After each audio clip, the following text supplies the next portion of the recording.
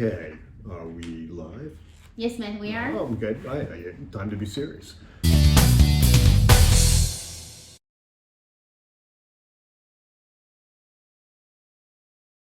Hi, I'm Matt Coyle, and this is In Coyle. and together we are Team Coyle. We are local real estate agents operating in the Metro West area of Massachusetts. Yes, Matt. And welcome to today's question. Coyle's connection. All right, Coyle's connection question of the day, Yes. market update. Okay, so There you go. what are we going to address today, Ying? So with 2022 is around the corner, Matt, I think it's a good time to give people a review of the housing market and the preview for what we're gonna say for the next year. Okay, great. I'd love to. What would you like to start with? So how do you characterize the market right now?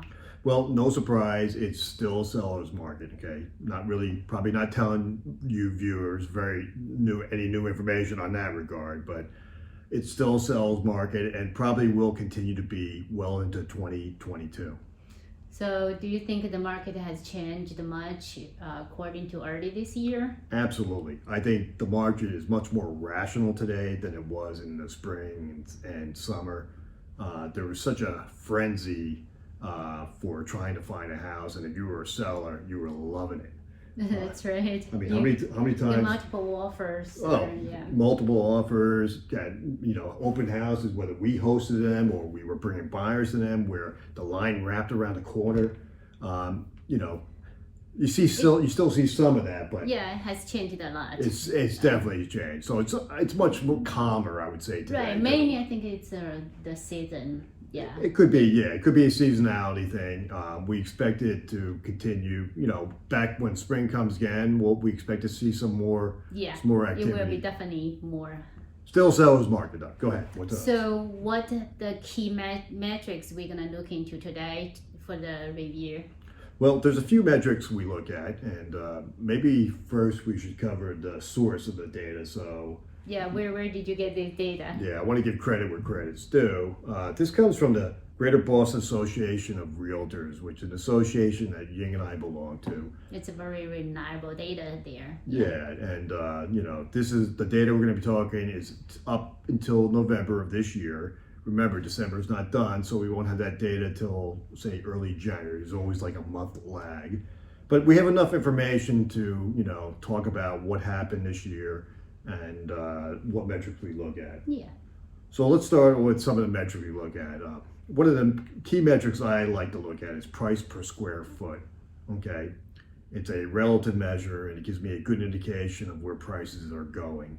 And from year over year, November 21 to from November 20, it grew 11%, which is for the sold homes. Right, for the sold home. That's a pretty hefty increase for any asset class, and I'll take that return any day. That's true. That's really good. So, just 1 year. So you can see why sellers are very happy these days.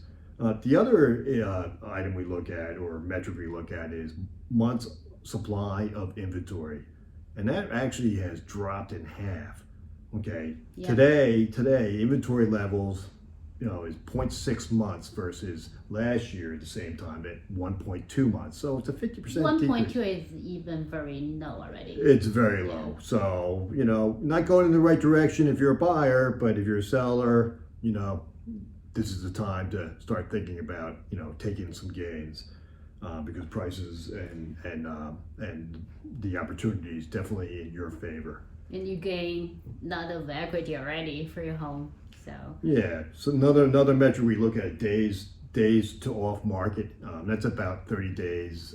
That's been relatively constant, maybe down 3%, modest decline. Mm-hmm. But it's usually you list a house, it usually gets like a month you get the offer, and then when you put on the house on the market, it's off the shelf very quick. And if you're a listing agent, you love that because you want to sell the house at the highest price and as soon as possible, so you can not inconvenience the seller with the open houses. Go.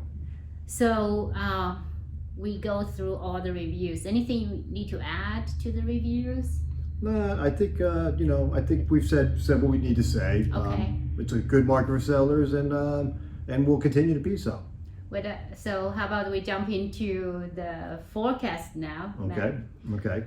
So I think we have some slides prepared. Is that correct? Yes, we did. Okay, so- I'm gonna bring here. Can you call that slide up so I So can look at it? first one Right. is the home price forecast for 2022. Okay, and we have 7 prominent institutions that are deeply involved in the home mortgage business, so to speak. We got Fannie, Freddie, we got NARD. NAR, Zillman, and Core Logic. Right, so, and each of these organizations are projecting an increase in home prices in 2022, which is really not surprising given that Right. we Yeah. expect it to be a seller's market.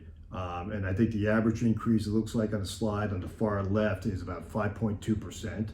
Exactly. So I don't know if that number is right, but directionally, I agree. We agree that prices are going to continue to grow. Increase next year. Yes. Exactly. Yeah. Exactly.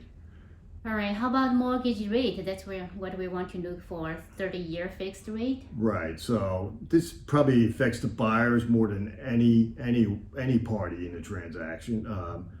As you know, the Federal Reserve announced that it's going to start raising rates. I think it projected 3 rate hikes in 2022 in 25 basis point increments.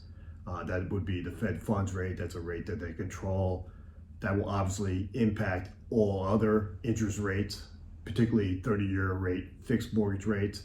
And you can see by this chart, which I think was prepared by Freddie Mac.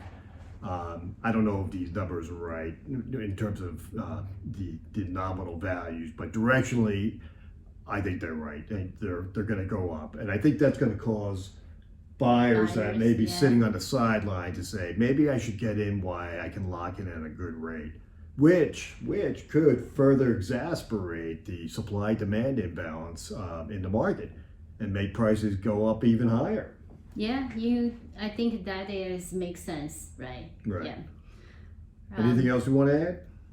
I think that's pretty much, but I want to just emphasize what you think about the building. Do we get more inventories?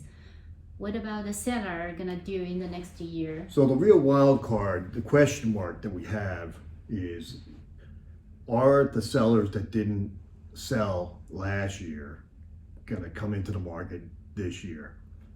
There's a lot of people thinking about it, but they didn't pull the trigger, so to speak. Mm-hmm. Okay, so that we don't know, and another one is the new constructions, right? new construction, and then you have foreclosures, and then we have, so there's a lot of factors could affect inventory levels in a positive fashion, but And I just thought of one more. what more? What about the Omicron? If that one hit the market, it will be big question mark and variable for what will happen. Right, but we're all holding our fingers that that's going to be a neutral impact on the housing market, and things will continue to climb out of this this shutdown, where I think a lot of people are ready to move on with their lives, and hopefully we can all do that safely. Yep. So I think there's a lot to look forward to next year. We're excited about it. I think And we're ready for another great year to help everyone. I would encourage you, if you are thinking about selling, to contact some agent in your area that you are comfortable with.